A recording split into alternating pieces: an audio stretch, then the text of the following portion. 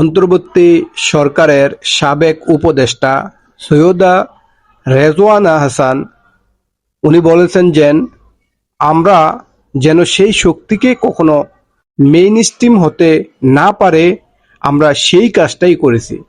মানে তার এই বক্তব্যে, তার এই কথায় স্পষ্ট বোঝা যাচ্ছে কি, সেটা অবশ্যই আপনারা বুঝতে পারছেন যে আসলেই এই জাতীয় নির্বাচনে ইঞ্জিনিয়ারিং হয়েছে এবং কারা করছে এটা আস্তে আস্তে করে এক এক করে সব বের হয়ে আসতেছে।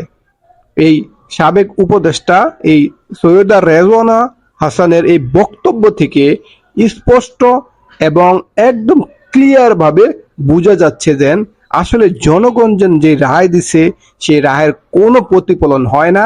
এটা উপরের লেভেলে, ফাইনাল লেভেলে আসলেই ইঞ্জিনিয়ারিং হয়েছে। আর জামাত ইসলামের আমিরকে এক সাংবাদিক প্রশ্ন করছিল এই বক্তব্যের অনেক আগে, যখন নির্বাচন মানে নির্বাচনের যে ইলেকশনটা হয়েছে তারপরে তাকে জিজ্ঞাসা করছে যে এই নির্বাচনে যে এই ইলেকশন হয়েছে, ইঞ্জিনিয়ারিং হয়েছে, নির্বাচনের যে এই ইঞ্জিনিয়ারিং হয়েছে, এই ইঞ্জিনিয়ারিংটা কারা করছে?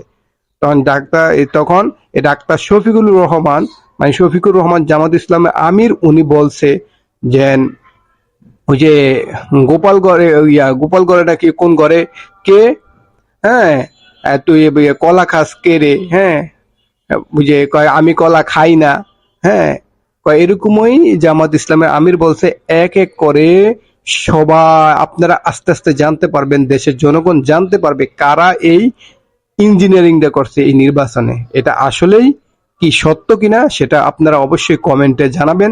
আর আসলেই এই সাবেক উপদেষ্টার এই সৈয়দা রেজওয়ানা, ওনার কথা এবং ওনার বক্তৃতা স্পষ্টভাবে জনগণ, আপনি আমি সবাই অলরেডি বুঝে গেছি, আমরা আগেই বুঝে গেছি, কিন্তু এখন ইতিমধ্যে এক এক করে সব বের হইতেছে।